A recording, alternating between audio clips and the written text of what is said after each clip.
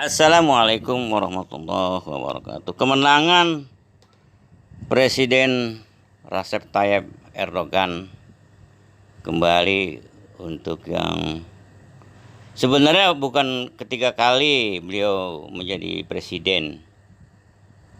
Baru yang kedua kali. Karena yang pertama itu dia bukan presiden, dia Perdana Menteri 5 tahun. Perdana Menteri Turki 5 tahun pertama gitu. Tuh lima tahun kedua baru ketika ada undang-undangnya dijadikan presidensial begitu. Itu bukan parlementer lagi tapi pada presidensial, maka dia nyalon diri jadi calon presiden. Terpilih dia jadi calon presiden untuk dia sendiri itu baru pertama kali gitu. Sampai kemarin tuh selesai periode pertamanya sebagai presiden, dan sekarang tahun 2023 sampai 2008 adalah masa dia menjadi presiden yang kedua kali, tahun 5 tahun yang kedua begitu. Jadi bukan 3 kali gitu. Jadi kalau ini bahwa dia dianggap sudah 3 kali periode, ini karena periode ketiga menjadi presiden supaya di Indonesia disahkan Jokowi jadi calon presiden untuk 2024 2029. Nah itu nggak terkait ya. Ya kalau Jokowi kan udah 2 periode dia kan gitu, 5 tahun kedua sudah dijalani gitu. Kalau Pak Erdogan ini bukan yang ketiga, dia baru menjalani yang pertama presiden gitu. Yang pertama itu 5 tahun pertama itu cuman sebagai Perdana Menteri gitu ya. Yang kedua itu 5 tahun yang kedua itu baru sebagai presiden. Maksudnya paham nggak tuh ya kan gitu itu keduanya. Kalau ada istilah kita berpolitik jangan pakai politik identitas, itu yang mengeluarkan, yang mencuatkan, yang memunculkan kata-kata ini itu kan tentu dari minoritas ya, atau dari orang yang non Islam gitu. Kalimat-kalimat ini kan selalu dikeluarkan oleh orang-orang lawan-lawan Islam gitu. Seperti teroris itu, teroris gitu. Pada zaman Sayyidina Ali masih hidup, pada zaman Rasulullah tentunya ya. Pada zaman Rasulullah itu sahabat Ali bin Abi Thalib radhiyallahu anhu ini adalah anak buah gitu, sahabat Rasulullah, mantunya Rasulullah ya, sepupunya Rasulullah Shallallahu Alaihi Wasallam, dan dia juga prajurit atau jenderalnya Rasulullah Shallallahu Alaihi Wasallam. Jadi setiap Sayyidina Ali itu bertempur itu dia selalu menghancur leburkan pasukan lawan gitu. Iya kan begitu. Itu kan bukan hanya Sayyidina Ali aja yang seperti ini. Bisa Zubair bin Awam, bisa 2 kali lewat itu dia tembus itu pasukannya sampai dari depan sampai belakang, dia nggak ngapa-ngapa begitu, padahal itu penuh rapat dengan pasukan musuh, itu bisa ditembus dari depan sampai ke belakang gitu.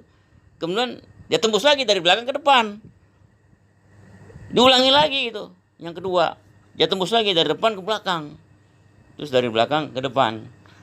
Itu orang-orang seperti ini yang dibilang teroris itu zaman Rasulullah masih hidup maupun zaman Khulafaur Rasyidin yang 4 itu orang-orang yang semacam ini dibilang teroris gitu.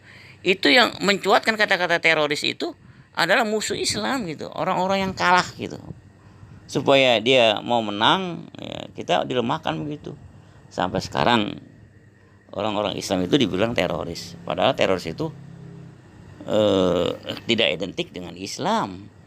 Ketika Amerika Serikat itu menghancur leburkan Irak, negara Irak, kemudian menembak mati atau menggantung Saddam Hussein presiden Irak itu bukan teroris, itu yang dibunuh jutaan pak oleh pasukan Amerika itu.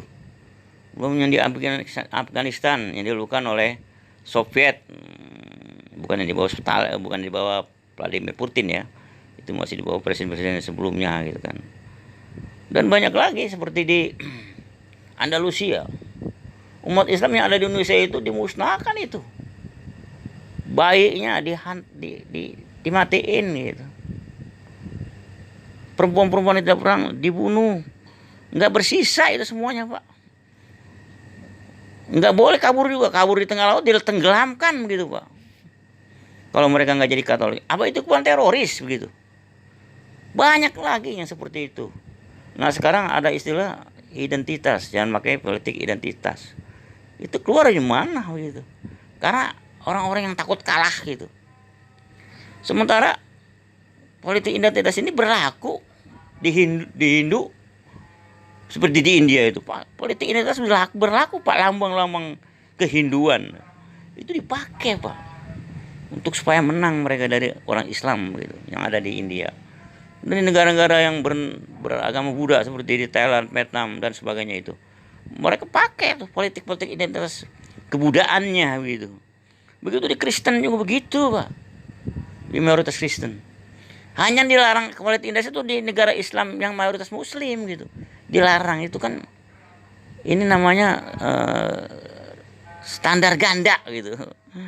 Tidak adil ini, tidak logik gitu.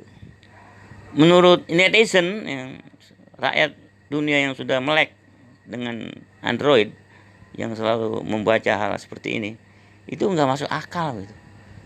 Kok lampungan gini ada dikotomi, ada pemisahan gitu dan sebagainya. Dan kita jangan termakan seperti ini. Dicontohkan lagi, kita dilarang untuk memilih pemimpin dari yang bukan Islam. Ya memang itu larangan Allah. Allah yang tahu kok. Yang menciptakan manusia ini kan Allah gitu. Sehingga terjadi ada umat Islam, ada juga umat yang bukan Islam. Itu Allah tahu. Dia untuk melindungi umat Islam itu dia bilang begitu. Ada 16 kata, ada 16 ayat yang menyatakan kita orang mukmin itu dilarang mengangkat orang bukan mukmin. Apalagi kita banyak mempunyai orang mukmin yang pakar-pakar, yang ahli-ahli. Bla bla bla. Kalau kita tidak boleh mengadakan hukum seperti ini gitu, berarti kita menentang Allah Subhanahu wa taala begitu. Seperti kemenangan Erdogan di Turki itu perjuangan sama seperti kita, Pak. Kita belum pemilihan pilpres aja, pileg aja gitu. Dan kita tahunya kan Erdogan sama Kemal klik Dogrug gitu. Orang Kemalis itu, orang-orang yang berpaham sekuler, yang kafir itu, yang bukan muslim itu diceritain kan pada waktu pilpresnya doang gitu. Padahal pada waktu 10 bulan atau setahun sebelumnya mereka sudah seru sekali seperti Indonesia ini gitu, menjelang 7 bulan ke depan hari pemilihan presiden dan pemilihan legislatif pun dari sekarang udah panas memang. Dan itu jangan takut, kita jangan kaget gitu. Memang seperti itulah minoritas yang bukan Islam itu melemparkan kata-kata jangan pakai politik identitas.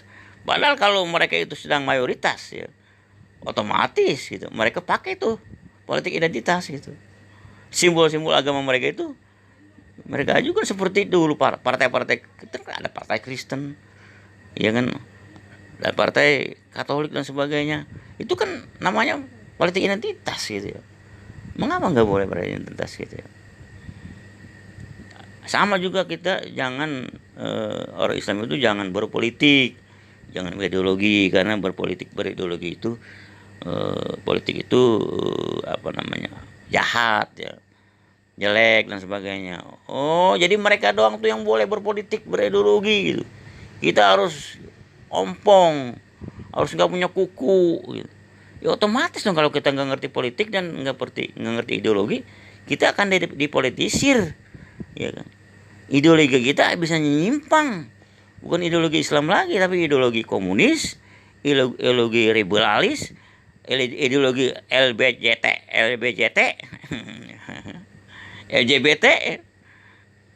ideologi kapitalis, ideologi ateis, ideologi nasionalis dan sebagainya gitu. Kita harus paham dengan ideologi dan politik ini gitu. Harus pakar, harus jago dalam siasat ini. Kalau kita tidak mempunyai ideologi dan politik, di dalam bermain catur pun kita akan kalah gitu. Kita akan terjebak dan dijebak terus. Akhirnya skakmat terus kita kalah terus karena kita tidak pakai otak, tidak pakai strategi, tidak pakai jebakan dan sebagainya. Bahwa ini namanya perang itu boleh dong bertipu daya begitu. Bahkan bohong sekalipun kita dibolehkan di dalam berperang itu. Di dalam pilpres dan pilgub kan kita dalam berperang, dalam membela ideologi kita masing-masing gitu. Jangan gara-gara demokrasi yang kita anut ini semua itu kita haramkan. Ideologi ini, politik ini kita haramkan. Justru negara demokrasi itu membolehkan ideologi yang macam-macam gitu. Politik identitas kan termasuk ideologi juga, termasuk politik juga. Negara demokrasi boleh dong. Silakan aja, silakan. Siapapun, mau Kristen, mau Buddha, mau Hindu, bahkan Islam silakan ajukan politik identitas kalian kalau memang kalian mampu kan begitu. Itu aja yang saya sampaikan. Wassalamualaikum warahmatullahi wabarakatuh.